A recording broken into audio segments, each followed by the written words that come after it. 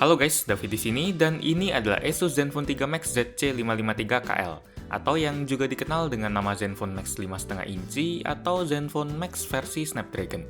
Semuanya sama aja. Waktu saya tahu soal keberadaan HP ini, saya agak heran karena harganya mirip banget sama saudaranya si Zenfone 3 Laser yang waktu itu pernah saya review dan isinya lumayan bagus. Jadi, buat apa Asus nyelip-nyelipin HP ini ke pasar?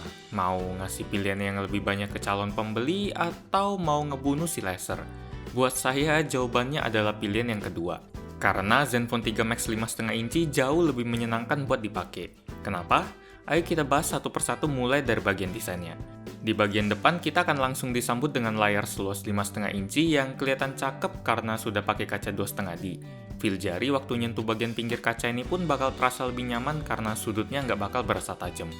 Cuma buat yang niat pakai HP ini dalam jangka waktu lama, kayaknya harus nyiapin lapisan tambahan kayak plastik anti gores atau tempered glass deh. Karena walaupun baru dipakai selama 2 minggu, sudah ada beberapa goresan halus di kacanya. Di bagian depan atas ada kamera 8 megapiksel, earpiece, LED notifikasi, sensor proximity, dan sensor cahaya. Sensor cahaya adalah salah satu bagian yang langsung saya uji waktu pertama kali pakai HP ini. Karena sensor yang satu ini punya masalah soal konsistensi di Zenfone 3 Max 5,2 inci yang saya review waktu itu. Dan di HP ini sama aja. Walaupun kondisi cahayanya nggak berubah, tingkat kecerahan di layarnya masih suka berubah sendiri, dan bikin mata pegel aja.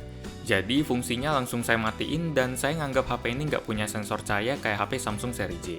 Lanjut ke bagian-bagian HP ini, di bagian bawah ada 3 tombol kapasitif yang nggak ada lampunya, di bagian kanan ada tombol power plus tombol volume, dan di bagian kiri ada slot kartu micro SIM hybrid yang bisa nampung 2 kartu SIM sekaligus, atau 1 kartu SIM plus 1 kartu micro SD.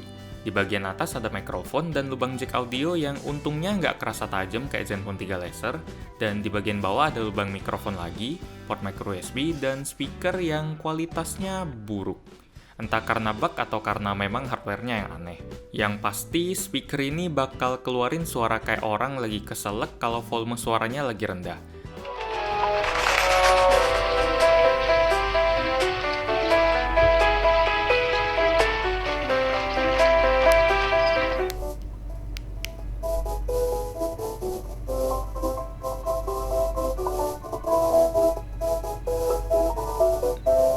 Merchants from all over the continent met to trade their goods, but there was one problem: too many currencies in circulation. In Pisa, merchants had to deal with 7 different types of coins and had to exchange their money constantly. This exchange business, which commonly took place for better. Tanpa kekurangan, Sob. Menurut saya, walau desainnya agak anti mainstream, tapi kurang optimal dan fungsional. Misalnya posisi speaker, volumenya juga kayaknya terlalu ke atas deh, jadi agak susah dijangkau. Tapi kekurangan tersebut nggak akan mengubah pendapat saya kalau desain dari HP ini cantik. Awalnya saya pikir keanehan ini cuma ada di sebagian aplikasi aja.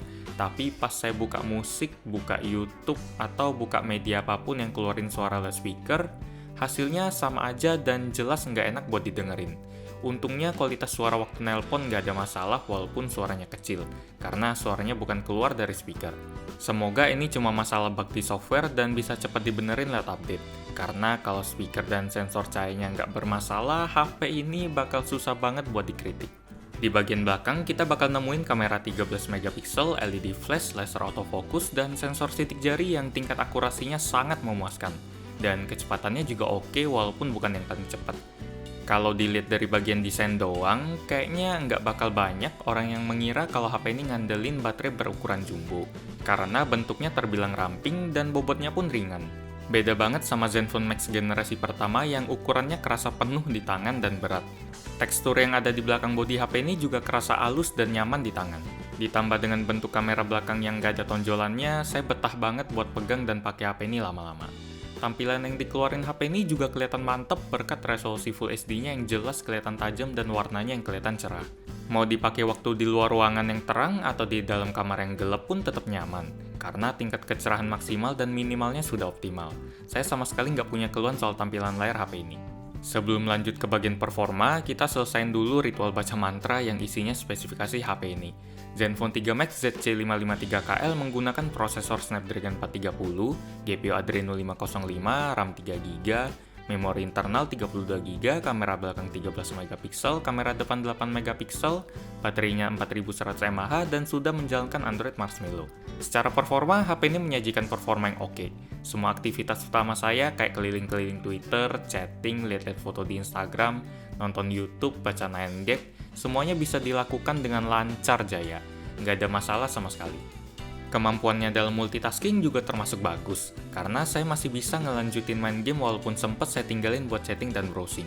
Ngomong-ngomong soal game, ZC553KL juga bisa ngelibas game-game ringan sampai menengah dengan mulus, sehingga performa HP yang payah nggak bisa dijadiin alasan buat nutupin skill gaming yang payah. Tapi kalau buat main game 3D berat kayak Suicide Squad Special Ops, performa patah-patah bisa jadi alasan kalau kita mati diserang monster.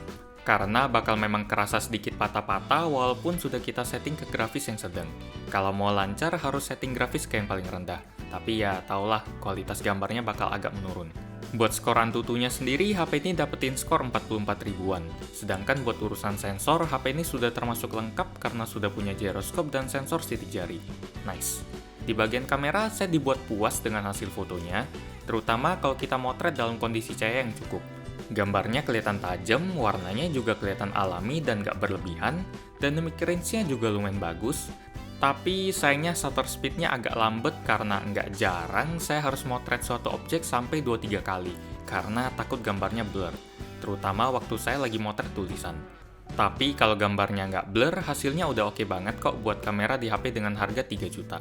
Sayangnya kalau dipakai buat foto low lag, hasilnya nggak terlalu bagus karena detailnya sudah hilang dan noise-nya juga banyak. Sama kayak HP-HP lain dengan harga sekelas. Sifat kamera depannya juga sama. Bagus kalau suasana lagi terang, tapi menurun jauh kalau kondisinya lagi gelap. Tapi overall kamera Zenfone 3 Max ini sudah termasuk bagus. Nah, sekarang bagian yang paling penting waktu kita ngomongin HP yang pakai embel-embel Max, yaitu baterainya. Memang, kapasitas baterai 4100 mAh di Zenfone 3 Max 5,5 inci ini udah termasuk gede. Kalau kita bandingin sama HP-HP yang pada umumnya masih punya kapasitas 2500 sampai 3000-an mAh. Saya juga jarang kehabisan baterai dalam satu hari ketika pakai HP ini. Tapi kata jarang itu punya arti yang beda dengan kata nggak pernah. Karena selama 2 mingguan, saya pernah 2-3 kali kehabisan baterai karena lagi nggak ada kerjaan banget dan nongkrongin HP ini seharian. Tapi kalau lagi ada kegiatan kayak biasanya, saya pede HP ini bisa bertahan 1,5 sampai 2 hari. Screen on time-nya juga agak bervariasi. Pernah 5 jam karena saya pakai buat tethering, tapi pernah juga 8 jam waktu dipakai buat keliling sosmed dan nonton YouTube. Buat durasi ngecasnya sendiri lumayan lama, sekitar 3 jam. Daya tahan baterai yang saya bilang nggak terlalu spesial ini membawa kita ke bagian kesimpulan. Sejak kapan HP yang punya kata Max di namanya berubah menjadi HP yang rela ngorbanin daya tahan baterai demi dapetin desain yang lebih ramping dan layar yang lebih tajam? Sekitar setahun yang lalu, saya dibuat kagum sama daya tahan baterai Zenfone Max generasi pertama yang punya baterai 5000 mAh. Dan daya tahannya super awet, sampai durasi screen on time-nya sering nembus 2 angka. Walaupun resolusi layarnya cuma 720p dan performanya terbilang pas-pasan, saya sama sekali nggak merasa kecewa. Karena kalau saya pakai Zenfone yang ada kata Max-nya, tentu daya tahan baterai jadi perhatian nomor 1. Mau bobotnya lebih berat juga nggak masalah, yang penting saya bisa dengan tenang ninggalin rumah tanpa powerbank. Berarti Zenfone 3 Max ini jelek ya? Enggak, sama sekali nggak jelek. Malah saya sangat enjoy waktu pakai HP ini ketika saya sudah ubah pola pikir dan nganggap HP ini sebagai varian Zenfone 3 Laser yang lebih murah tapi lebih bagus. Karena kekuatannya cukup merata di berbagai aspek kayak desain, layar, performa, kamera, dan baterai. Kalau dibaratin, semua bagian itu dapat nilai 8, kecuali speakernya yang dapat nilai 4. Saran saya sih, kalau ada orang Asus yang nonton ini, sebaiknya nama HP ini diganti jadi Zenfone 3 Laser. Terus bikin satu HP lagi yang memang kuat banget di bagian baterai dan kasih nama Zenfone 3 Max. Kalau buat Zenfone 3 Laser yang lama sih sebaiknya di stop aja produksinya, karena udah ada HP yang lebih bagus dan harga yang lebih murah. Demikian review gadgetin untuk Asus Zenfone 3 Max ZC553KL. Like jika Anda suka dengan video ini, dislike jika tidak suka, dan jangan lupa subscribe buat ngeliat video-video kayak gini lagi. Terima kasih sudah menonton dan kita ketemu lagi di video selanjutnya. Yuk!